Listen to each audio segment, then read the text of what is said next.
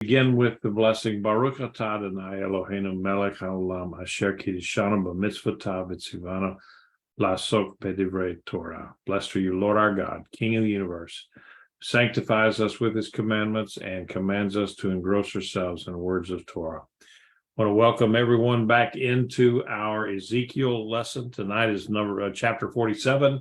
The next to the last chapter. We will be finishing it off next week.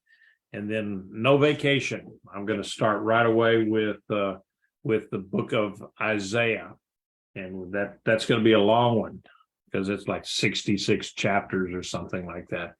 So we'll be getting into Isaiah, and that's going to be in the timeline. It's a couple of hundred years before the Ezekiel book of Ezekiel. So. Or maybe 100 years. Anyway, it's a lot. It's before Ezekiel. It was when he was warning Israel about the Assyrians, and that how God was going to send the Assyrians down if they didn't straighten up and fly right, and they didn't, and he did. So we'll be looking at the book of Isaiah. So just be prepared for that. Any comments or questions before we go on tonight? Left over from last week or the week before or something. Okay. So then let's go ahead and get with the verses tonight. First, I wanted to just say that as a kind of a starter, that God had promised Abraham, that he would give a particular piece of real estate to his descendants. That was in Genesis 12, and later on he reiterated that promise, and in fact he did it 5 times, and it became more specific about the boundaries. And he also told the Israelites that they would only be able to occupy the land to the extent that they followed him faithfully. In other words, if they proved unfaithful, he would not only limit their occupation of the land, but he would drive them out of it. Ezekiel prophesied that God would bring the Israelites back into the land after their exile, and he would give them a different attitude, and that they would follow him faithfully. Then they would finally, as never before, enjoy the full extent of the land that he had promised their forefathers. So God had promised that they would then never lose possession of the land because they would remain faithful to him. It's still in a future date because we're still, I think that, they had lost the land again. And so they're back in it right now. And so we'll just see. I think at this point, Israel is going to stay their land, even though they're going to have some difficulties. So the assurance of the fulfillment of these ancient promises, they date back all the way back to Abraham, and it concludes with Ezekiel. And it's a fitting climax to this section that it assures future blessings for all of Israel. And following that comes on the heels of the return of God's glory to the land. So this section has 2 major parts: the description of a river that would flow through and heal the land, and a description of Israel's boundaries and tribal allotments during the millennium. So let's begin with the first verse. Then he brought me back to the door of the house. Behold, water was flowing out from under the threshold of the house eastward, for the front of the house faced east. The water was flowing down from under the right side of the house, south of the altar.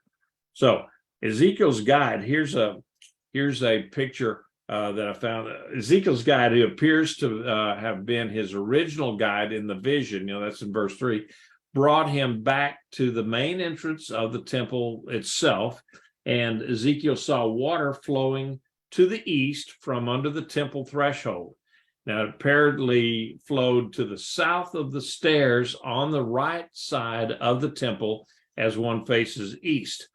And okay, now here's a picture of that someone had drawn with the temple actually, this is the way I read it too, that it was right actually at the very northern end of the city of David. And then it shows the water from the Gihon Springs coming out of from beneath the actual temple site. But anyway, here's the picture that we've been using throughout this lesson, and you'll see that right from the temple itself, water was flowing from right at the threshold of going into the temple.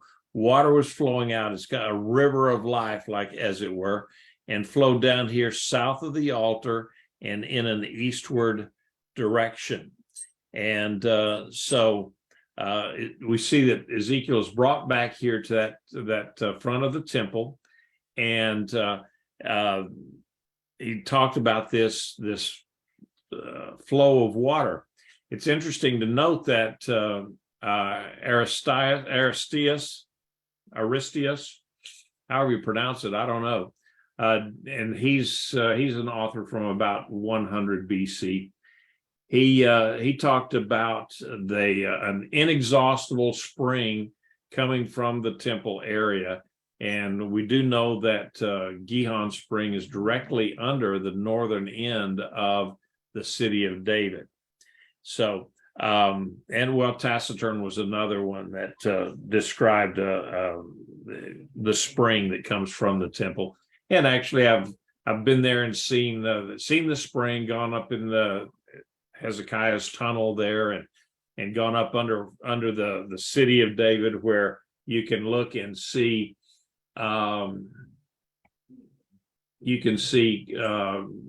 little channels that are there that could have been used for channeling off the blood from the sacrifices and so forth. So, and they've never let's see, Josephus also talked about the temple, and that how that he that there was a very extensive amount of piping and so forth that brought water into the temple area from the spring that was just beside it. They had cisterns and all sorts of stuff to provide ample water for hosing down the temple grounds, because they would have slaughtered thousands of animals at Pesach and other holidays. So anyway, that was just verse number 1 there. Verse number 2 said, he brought me out by way of the northern gate and led me around outside by the way of the outer gate, and the way of the gate looking east. Behold, water was trickling out from the right side. So I drew a little picture here in a minute. It said, the man then led Ezekiel through the north gate to the outside of the outer wall and around the temple enclosure, and just south of the eastern gate. Remember, the eastern gate was closed. He saw water trickling to the east, a continuation of the stream he had observed inside the temple enclosure. And so here's another picture of the temple that I had found, and drew this line here of how he would come. This is the north gate here. He came around, and here it said it was trickling out. It didn't say it was gushing, a mighty, a big gushing thing there. It's just trickling out. And what was interesting then is when we get to verses 3 through 5, it says, when the man went out eastward with a line in his hand, he measured 1,000 cubits. Then he led me into the water to the ankles. Again, he measured 1,000 and led me into the water to the knees. Again, he measured 1,000 and he led me into the water up to the waist. Again, he measured 1,000, and now it was a river that I could not pass through, for the water had risen, water to swim in, a river that could not be crossed. All right, so the man, he took his measuring line and he measured off 1,000 cubits. That's about a third of a mile east from the wall along the water course. He led Ezekiel across the water, or across the river. In the Hebrew it's Nahal, and it was ankle deep. And then he went another 1,000 cubits further east, and they crossed, and this time the water was knee deep. Again, the third time went 1,000 cubits, and it was up to his waist. Finally went another 1,000 cubits, and it was so deep that they could not cross it standing up. They would have had to swim to get across it. So this description then alludes to the fact that there had been some major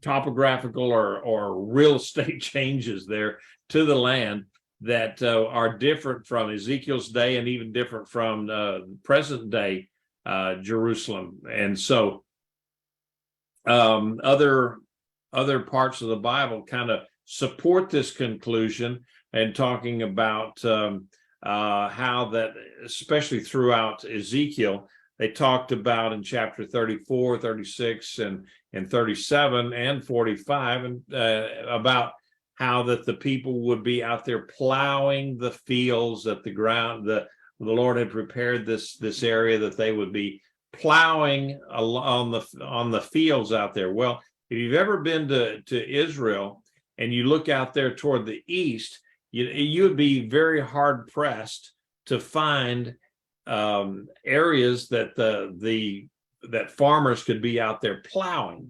It's just rock. It's up and down. It's just all over the place. And so there had to be a little bit of a change in the topography there. Some of these mountains had to be leveled, and some of the valleys filled up, and so that they could then plow. And so the water that he's talking about here, it's going to follow the contours of this altered terrain, and it certainly wasn't like that then. It's not like that today, but it will be in the future. And so Zechariah recorded that the water flowing from Jerusalem will divide, with half of it going west to the Mediterranean Sea and half of it east to the Dead Sea. Now, Ezekiel described only the branch that flowed east. And here is a picture. Here's Dome of the Rock. You can see that.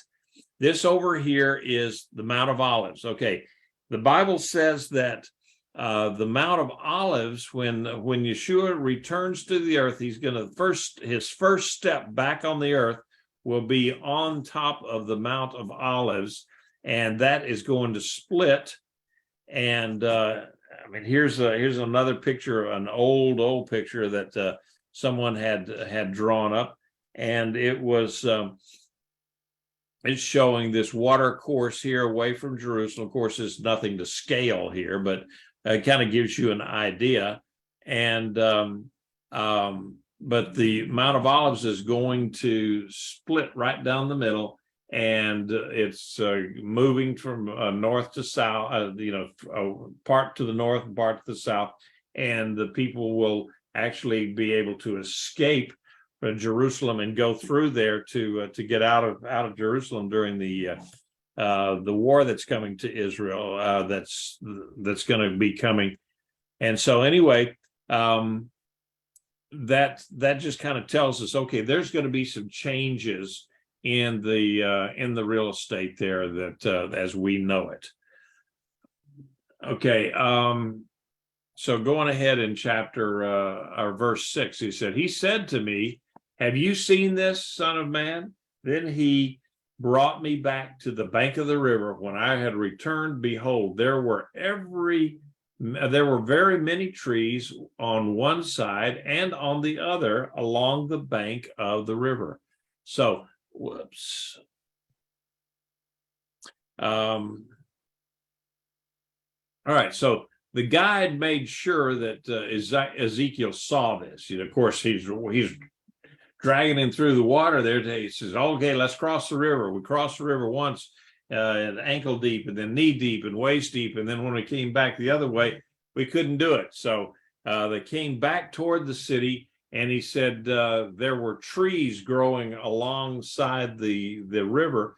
Now, we don't know the way this is written. It was almost like that he went out there and there were no trees, but then when he looked in he's concentrating on the river there, and he couldn't cross the river. But then when he got off the riverbank and headed back up to Jerusalem, then he saw, wow, there's trees on either side of this river.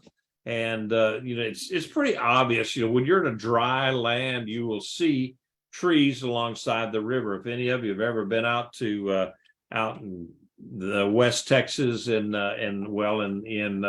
around Rio Frio, or any place that's got the trees and everything else is kind of dry, you'll know that along the rivers there's going to be trees, and it's just almost worldwide. It's a sign of life. It's a sign of vitality and so forth. So rivers, they just by their nature, they give life to plants, animals, and humans. Rivers are very important to the survival of mankind.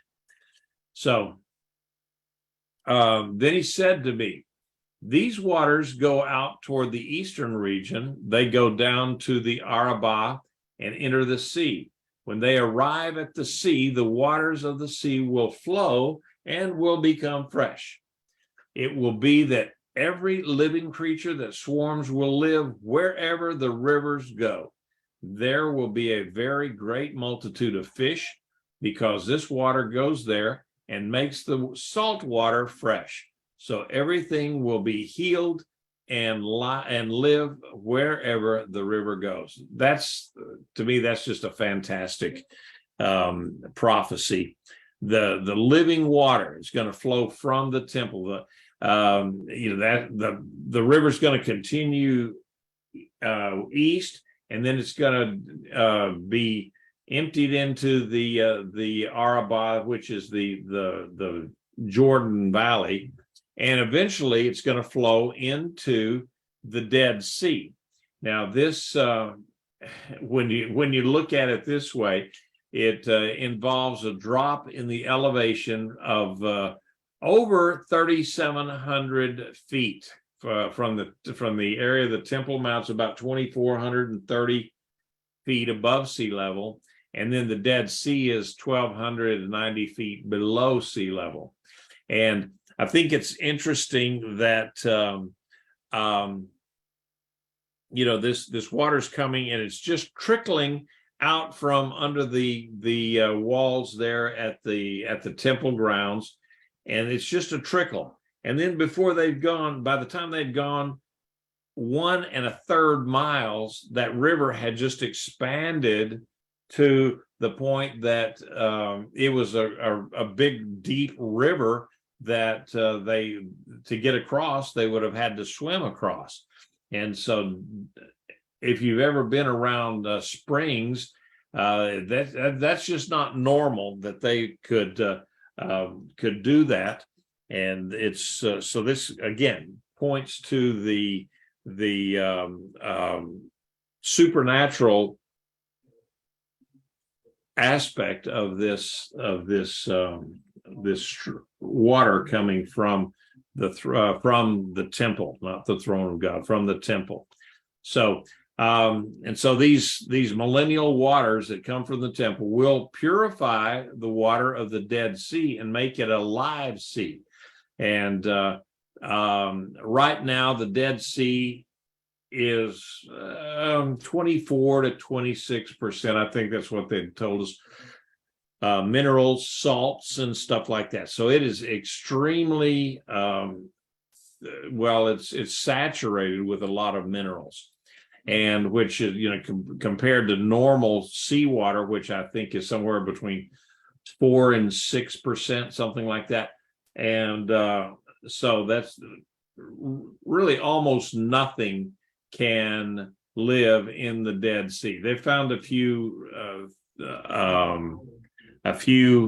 things that can sort of live in the Dead Sea, but for the most part, there's no aquatic life in it at all.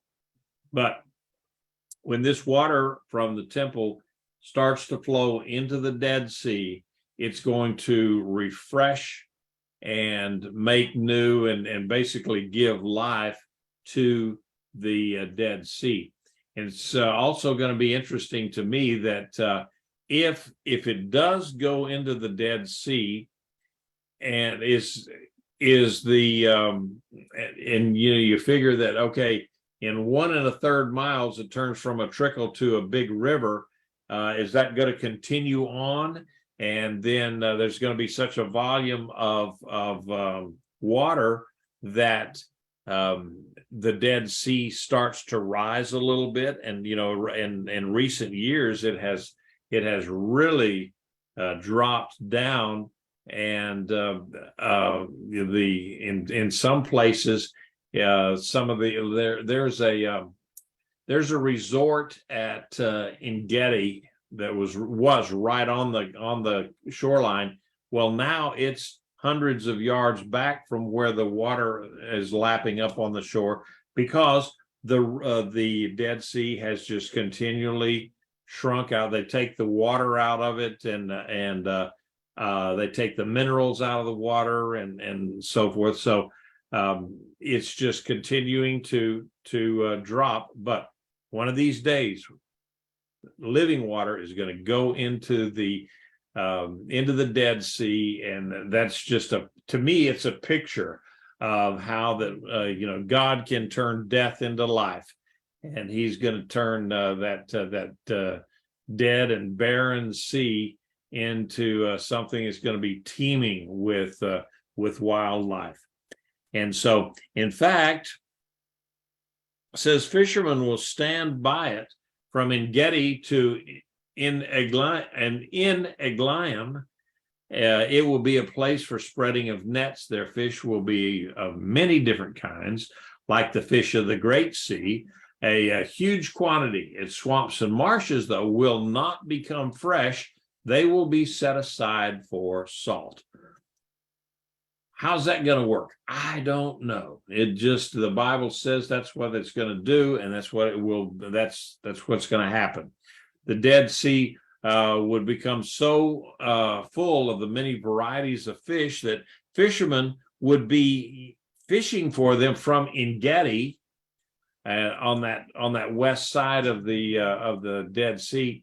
And that's Engedi's about halfway from the north to the south of the Dead Sea, all the way up to Eglaim, and that is possibly that northwest corner near Qumran, and or we don't really know. It could actually be all the way around onto the eastern side. We just don't really know where Eglaim is. So the entire Dead Sea region would not become fresh, because, like you said, the swamps and the marshes that are around would remain salty or saline, and so maybe to provide salt and other minerals for the people. And it could be that because of the channels and terraces and so forth that they've built into the Dead Sea already for today, that the water level is not going to get that far up, and those areas would still remain sort of salty. I don't know how that's going to work. and the Bible doesn't tell us. So, but here I thought I'd give you a couple of pictures of En Gedi. It's really a nice place. There's a lot of goats and animals around, and the water is really reduced to because they use so much water throughout Israel for farming, for the various cities and so forth, that a lot of the water is just pretty much reduced to a trickle in En Gedi, and but because it is En Gedi, they always make sure that there is enough water that's flowing into through the waterfalls and so forth, because it is a major tourist attraction, and they're very, very careful about people climbing around on the up on the waterfall and in the pools and so forth. So there are some pools that you can get into and swim around in it, but not all of them. So anyway, on the river, on its banks, on this side and that, will grow every kind of tree for food. Its leaf will not wither, its fruit will not fail. It will bear new fruit every month, because its water flows out from the sanctuary. Its fruit will be for food, and its leaf will be for healing. So the fruit trees would grow all around. Now, this is a picture of the Dead Sea shoreline today, just as it is. That's exactly the way it looks. It's just barren. Almost nothing can grow there. You can see these little areas down in here that I believe that it doesn't show up very well, but there's some sinkholes there where the water has gone down. But anyway, it's very, very barren. And so the fruit trees are going to start growing all around the Dead Sea. And they certainly don't do that now. There's nothing there. They would remain continually healthy and productive. These trees would be so fruitful that they would bear fruit every month of the year. And if you know anything about orchards and fruit trees, that they only produce, maybe once or twice a year. You might get two crops of figs during the year, but for the most part, most fruit trees are going to produce at a certain time of the year, depending on the tree, whether they're, peach trees, apple trees, pear trees, whatever. They all have a season in which they ripen, and they give out one crop per year. Well, these trees are going to be so miraculously fed, and everything is going to be ideal in terms of climate and the vitamins and minerals that feed these trees, that they're going to be productive year around. And so that it's like there are plants and fruits that seem to have just anytime you go out there to them, they're going to have some kind of a fruit on it.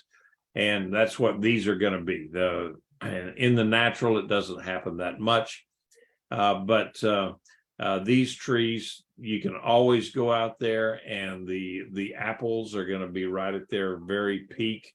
And you could go and pick a great apple or a pomegranate or whatever kind of tree that grows and is going to be there.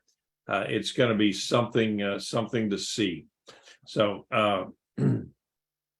this river is similar to two other rivers in the Bible: the river that flowed out of the Garden of Eden, and then there was a river that will flow in the New Jerusalem during the eternal time frame, and that it talks about it in Revelation and Psalms and Joel and Zechariah 14:8. Like the river in the Revelation, the one in Ezekiel will flow from the throne of God. He is the source of both rivers. However, there will be a temple in the millennial earth, but there will not be one in the eternal state, after the millennium. So you can read about that in Revelation 21:22. The river in Revelation also flowed down the street of the city, but Ezekiel mentions no city east of the temple, and just the one south. If you remember, a couple of weeks ago, we talked about that zone where you had the temple, and on either side of it was the land for the prince, and then you had Judah above it, and I think Benjamin down below. But below the temple, in its own separate band of real estate, was Jerusalem. So the temple, the river that Ezekiel talks about flows out of the temple and then just on through the landscape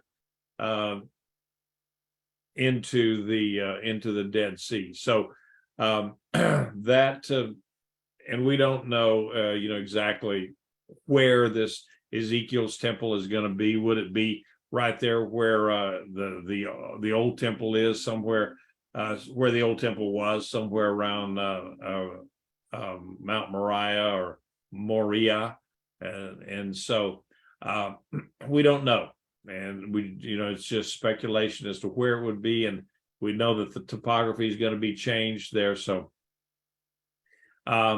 the river that Ezekiel saw appears to be a real river with life-giving and healing properties. And so that brings up another point that my studies here really didn't talk about, was that in the millennium, evidently people are still going to there will be people that don't have a glorified body, and there will still be sickness in the millennium, because it says that the leaves of these trees will be used for medicines. So and I'll just make this one point. Rich Withers had sent me some information on my comment where I said that there people will survive the Great Tribulation, and that there would be people that are not saved in the millennial period. And so I'll tell you, Rich, I am slogging my way through that, reading it and looking up all the references. So it's taking me a while to get to do that, but I am working on it. Just nothing goes slow, very fast with me. Everything is slow. So even when I walk out to my garden, it's slow motion. All right. So that was just a thought of mine that there's going to be a need for healing in the millennial period. Verse 13, thus says Adonai Elohim, this will be the border by which you will divide the land for an inheritance according to the 12 tribes of Israel. Joseph receiving 2 portions, you will inherit it, each one like another, as I lifted my hand to give to your fathers, so this land will fall to you as an inheritance. So we know that a couple of things.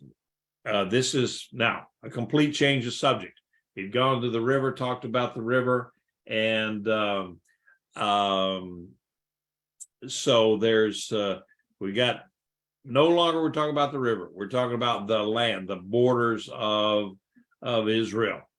And so the land is to be divided among 12 tribes. Now, why do you say 12? Well, because the Levites are again excluded. Remember, the Lord had land right there around the temple area. That's their land. Okay, that's all they get. Because what did God say? He says that the Lord said he was their inheritance, not the land. And so okay, if the Levites are excluded, then what about why is there still 12? Well, just the same reason that there were 12 before. because Joseph himself, I mean, there was no tribe of Joseph, and there was Ephraim and Manasseh. And so those two tribes, they inherited just like the other sons of Jacob, of Israel. And so they were equal. The Ephraim and Manasseh were considered equal to the other, to their uncles, actually. That would have been their uncles. And so that's why we still have the 12 tribes that are going to inherit the land of Israel. Okay.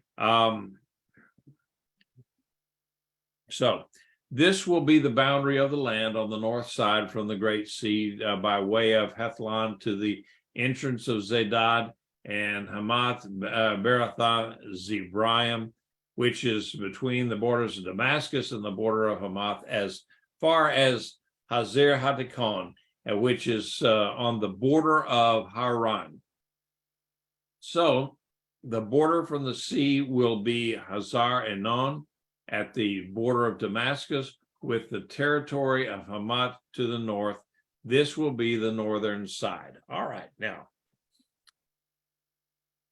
God specified the boundaries of Israel's future land by listing name places, places they had names that the Israelites of Ezekiel's day would have known what these landmarks were, but not all of them are identifiable today. They've been lost in the dustbin of history. Some of these places we don't know where they were or what, don't have a clue. We can only guess.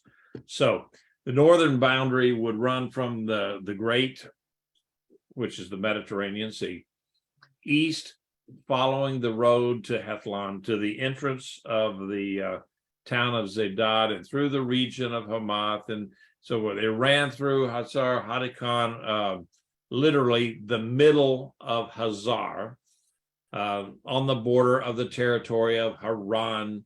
And all of these, of course, where all these are, right? I'm just reading off these names, and I'm as lost as you are as to where some of these areas are.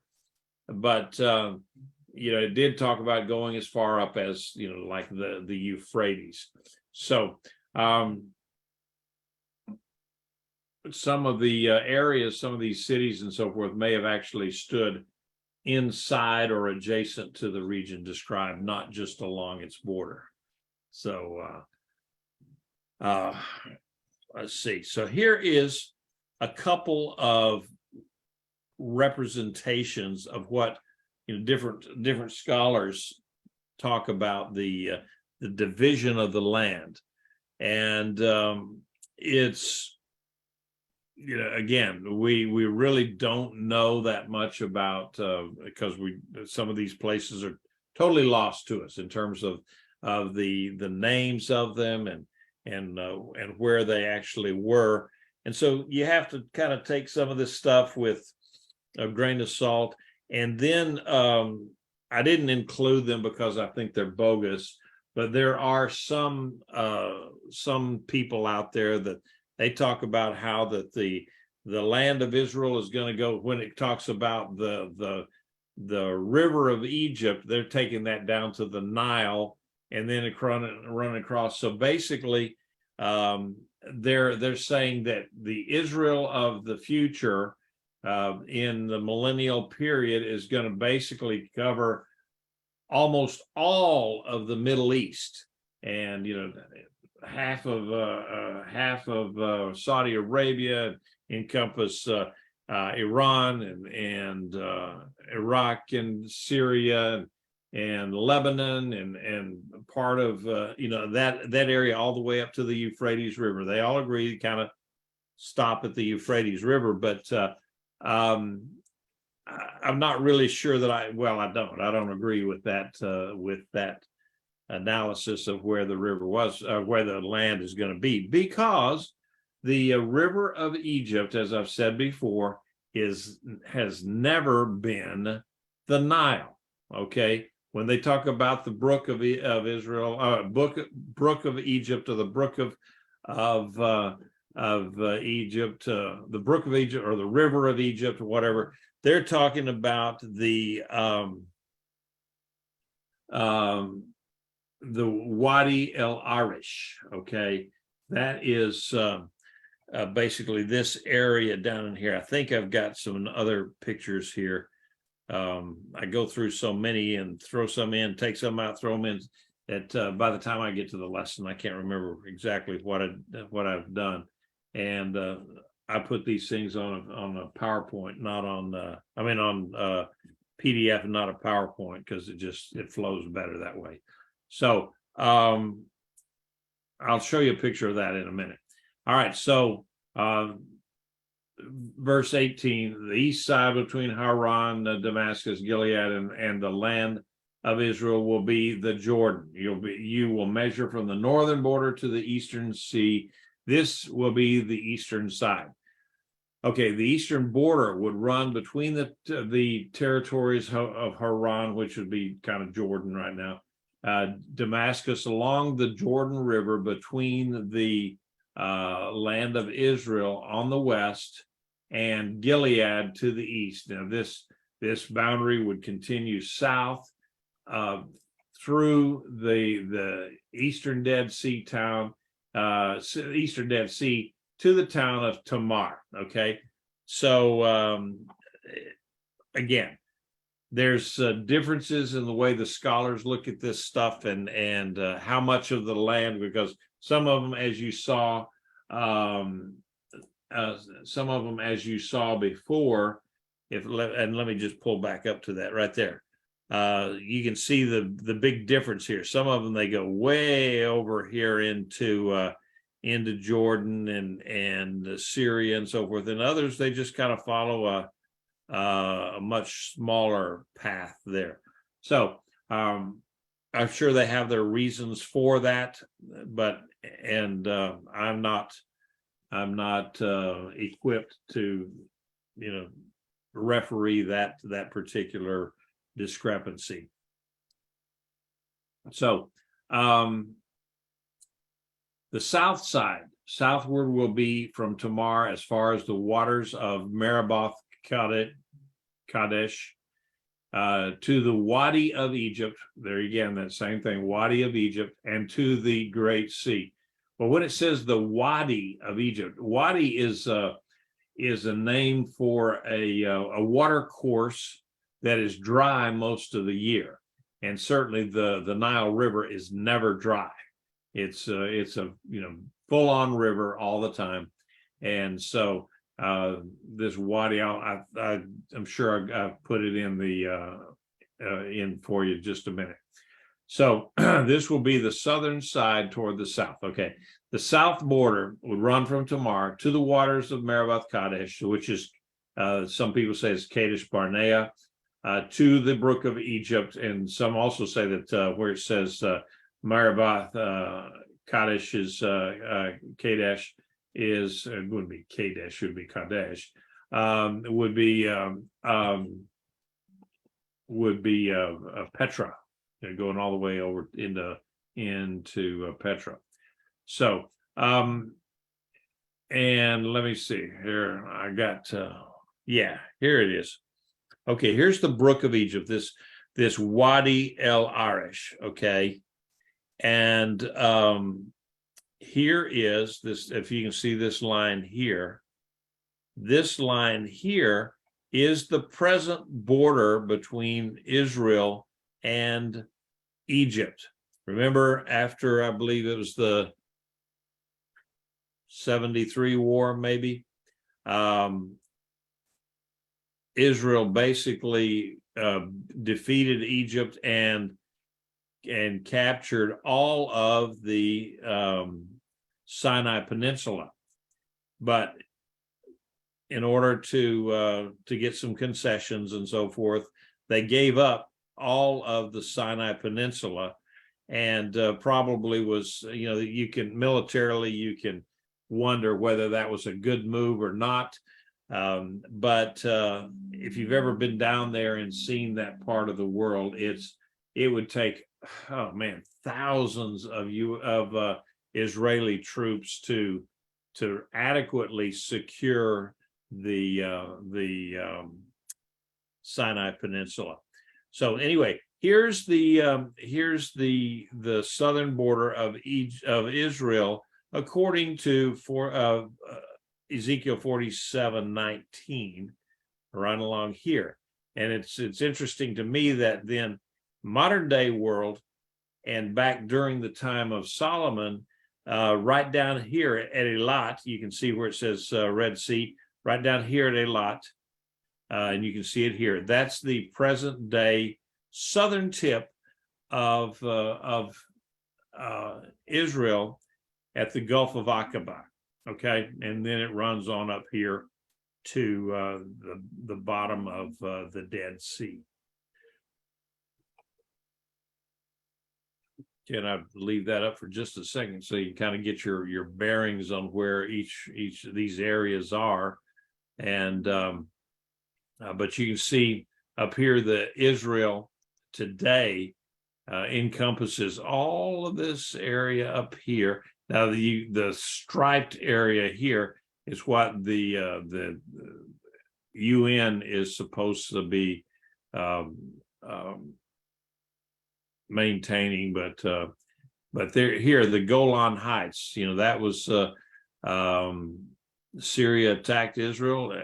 Israel beat them, and they took over the Golan Heights, so that when these guys attacked them with tanks, Israel beat them all back until they took over the Golan Heights and gave Israel a great bit of security that way, because then that way this fertile area here is now something that Israel doesn't have to worry too much about the Syrians coming across the Jordan River and creating havoc.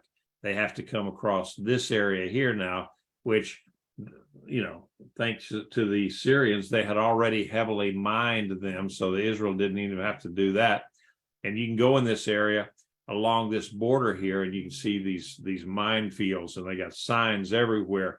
Do not go cross over. This is heavily mined, and so you cross over those fields, and you step in the wrong place, and you'd lose your mind and a whole lot of other things too. So, but that's what Israel looks like today, and this idea of this West Bank, that's foolishness. That's all Israel. No matter what you want to call it, that's Israel. It's not occupied territory. It is Israel. It will be Israel. And so people just need to get used to it. And I'll get off of my soapbox. All right. So, and I had a note there, the southern border does not extend, the southern border in Ezekiel's prophecy does not extend down to Eilat like it does today. All right, so then the west side will be the Great Sea from the southern border as far as the front of the entrance to Hamath. This will be the western side. So the western border, that'll be the Mediterranean Sea, okay, from all the way down here, the Wadi of Egypt, all the way up to this area here, which is they call Hamath, which they kind of figure that's what that old name is. Nothing exists there right now, but anyway, that's the western border, because they can't go any further. It's also interesting to note that this area way out in here, all of this is natural gas fields out in the Mediterranean, and they are of biblical proportions and wealth. There is so much gas there that Israel could supply gas for themselves for hundreds of years, and also be able to sell gas to Europe for many, many, many years, decades, if not hundreds of years. So, it's just, I think that's just incredible. And so, eventually, probably they're going to have to defend that somewhere along the line. So finally, finishing off here in verses 21 to 23, says, you are to divide this land for yourselves to the tribes of Israel, so that you are to divide it by lot for an inheritance for you and for the outsiders who dwell among you. Whoever bears children among you, they will be to you like the native born of Bnei Israel. They will be allotted an inheritance along with you among the tribes of Israel. In whatever tribe the outsider lives, there you will give him his inheritance. It is a declaration of Adonai. Okay. Now, what? Okay, I don't have any notes for that. The Israelites, they were to divide the land in this way for the tribes of Israel by lot. Okay, and they did that before, and I'm sure God is going to somehow manipulate the lot so that it's fair, because he does everything fairly. And it was not to be for the Israelites alone. Now that's a departure. Aliens who permanently lived among them could also dwell in this land. And under the Mosaic economy, resident aliens were under Moses now. Resident aliens were non-Israelites who had adopted the religion and laws of the Hebrews. They had become converts to the one true God, but they were not Israelites. They were not Hebrews, okay? And so the Israelites were to regard these alien people as equal with themselves concerning their rights within the land. Now, what that tells me is that they could adopt the religion, the laws of the Hebrews, but God never changed their DNA. They were not Jewish people. They were not Israelites. They were not Hebrews. They were aliens, sort of like the Gentiles of today, who are grafted in to the one true vine of the one true God. Okay, Yeshua and God. So the reference to these aliens bearing children marks them as having mortal bodies, okay, in contrast to believers who have immortal or resurrected bodies, who will also have access to the millennial earth. Okay, so these aliens, or these non-Jewish people, were to inherit portions of the land in the tribal allotments, just like the Israelites who lived there. So this also, again, kind of tells me that, okay, there will be people there who have not accepted God yet, because had they done that, then they would have had immortal bodies, non-corruptible bodies. But anyway, I'm going to reserve all of my thoughts on that, Rich, until I get through your paper there that you sent to me. And so it looks like Rich Withers reads stuff even more than I do. So I appreciate him sending stuff my way, because I never would get around to everything. That's for sure. So anyway, that's the end of what I have prepared for tonight.